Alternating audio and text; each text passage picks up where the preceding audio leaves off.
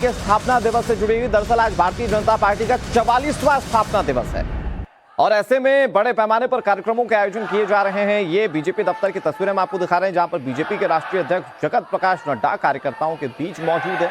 प्रधानमंत्री नरेंद्र मोदी आज लाखों की संख्या में जो कार्यकर्ता इकट्ठा हुए उन्हें संबोधित करेंगे। सुबह 10 बजे का वो वक्त है, लेकिन उससे पहले कैसे बीजेपी दफ्तर पर बीजेपी के स्थापना दिवस को सेलिब्रेट किया जा रहा है आप तस्वीरों में देख सकते हैं। बीजेपी के राष्ट्रीय अध्यक्ष जगत प्रकाश नड्डा वहां पर फ्लैग होस्ट करने के लिए, और उसके बाद आप देखिए कि तमाम कार्यकर्ताओं के बीच वो मौजूद है। ये एक्सक्लूसिव तस्वीरें हम आपको दिखा रहे हैं।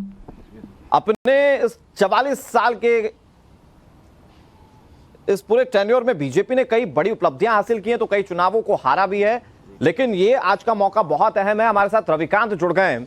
रविकांत, क्या कार्यक्रम आज बीजेपी के इस स्थापना दिवस को लेकर, क्योंकि बीजेपी ने पिछले साल भी इसको बहुत भव्य तरीके से बनाया था, उससे पहले भी बीजेपी ऐसा करती आई है, और ये 44वां जो स्थापना दिवस है, इसे बीजेपी कैसे मनाने वाली है?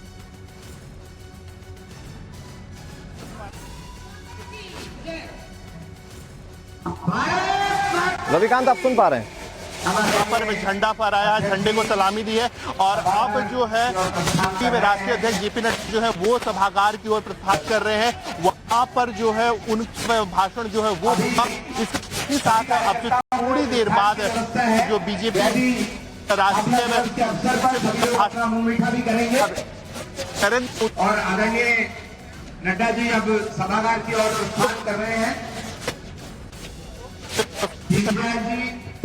डॉक्टर श्यामा प्रसाद मुखर्जी जी हमारे सहयोगी का रुख करेंगे। तमाम तस्वीरें हम आपको दिखा रहे हैं। देखिए, जगत प्रकाश नड्डा जो कि बीजेपी के राष्ट्रीय अध्यक्ष, उन्होंने अभी ध्वजारोहण किया, उसके बाद अब वो ऑडिटोरियम की तरफ जा रहे हैं और यहीं पर कार्यक्रम जो है वो आयोजित किया जाएगा। बड़े पैमाने पर कार्यकर्ताओं के इकट्ठा होने की उम्मीद की जा रही है।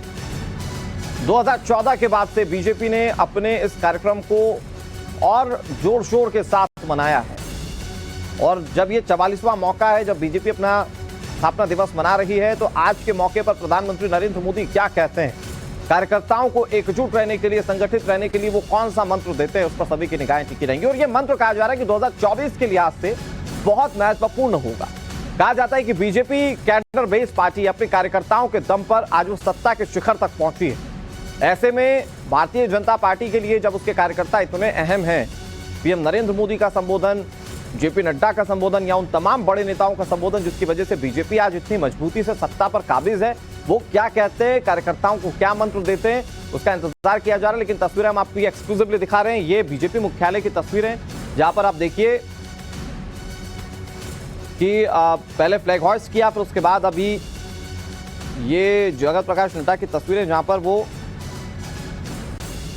मूर्ति के सामने हैं, और फिलहाल इसके आगे के तमाम कार्यक्रम जो हैं उसकी तस्वीरें भी सामने आएंगी। रविकांत हमारे सहयोगी ज्यादा जानकारी के साथ जुड़ गए हैं। रविकांत, तस्वीरें हम बीजेपी मुख्यालय की देख रहे हैं, जहां पर जगत प्रकाश नड्डा मौजूद हैं। क्या तैयारियां कार्यक्रम को लेकर की गई हैं?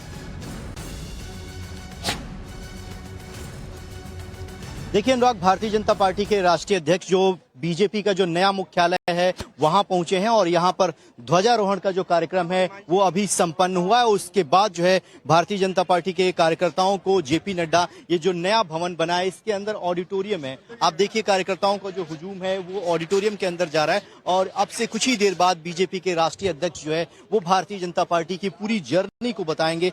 1980 से लेकर 2023 तक का जो सफर है वो कैसा रहा, और जितने भी भारतीय जनता पार्टी के राष्ट्रीय अध्यक्ष रहे हैं और जिन्होंने स्थापना में महत्वपूर्ण योगदान दिया है, उन सब के बैनर पोस्टर जो है वो भारतीय जनता पार्टी के मुख्यालय के अंदर लगाए गए हैं। और जैसे ही राष्ट्रीय अध्यक्ष का जो संबोधन है वो समाप्त होगा, उसके बाद लगभग 10 लाख बूथों पर प्रधानमंत्री नरेंद्र मोदी भारतीय जनता पार्टी के 900 जिलों में जितने मुख्यालय बनकर तैयार हो चुके हैं वहां पर कार्यकर्ताओं को संबोधित करेंगे। आज बीजेपी का जो है 43वां स्थापना दिवस है, और सुबह से ही पूरे देश में जितने भी बीजेपी के मुख्यालय हैं वहां पर ध्वजारोहण का कार्यक्रम किया गया है, और उसके बाद अब जो है भारतीय जनता पार्टी के राष्ट्रीय अध्यक्ष नए मुख्यालय के अंदर पहुंच चुके हैं, जो कुछ ही दिनों पहले बनकर तैयार हुआ है, और यहां पर कार्यकर्ताओं को संबोधित करेंगे। और जैसे ही जेपी नड्डा का संबोधन समाप्त होगा उसके तुरंत बाद जो है प्रधानमंत्री का वीडियो कॉन्फ्रेंसिंग के माध्यम से भारतीय जनता पार्टी के सभी कार्यकर्ताओं को संबोधन होने जा रहा है और इस दौरान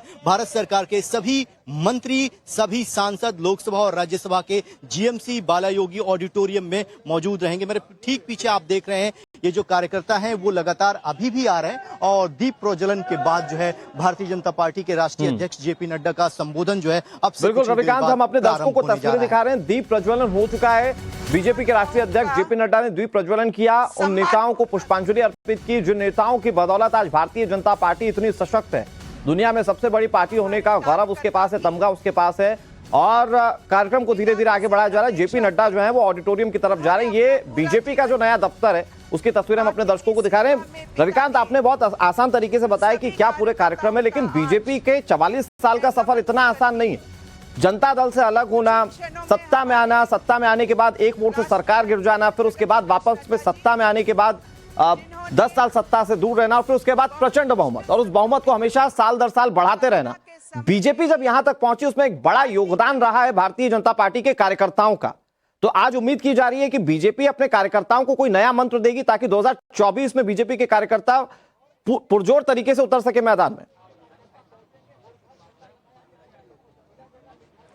अनुराग, बहुत ही सही सवाल आपने पूछा है। एक वक्त ऐसा था जब भारतीय जनता पार्टी के नेताओं पर तंज कसे जाते थे और कहा यह जाता था कि हम दो हमारे दो, यानी 2 लोकसभा के सांसद हुआ करते थे और कांग्रेस पार्टी जो है बीजेपी पर तंज कसा करती थी और उसके बाद एक लंबा कालखंड रहा है जिसमें भारतीय जनता पार्टी के जो कार्यकर्ताओं का संघर्ष रहा है वो साफ तौर पर आज जो है भारतीय जनता पार्टी के तमाम बड़े नेता याद कर रहे हैं। 1980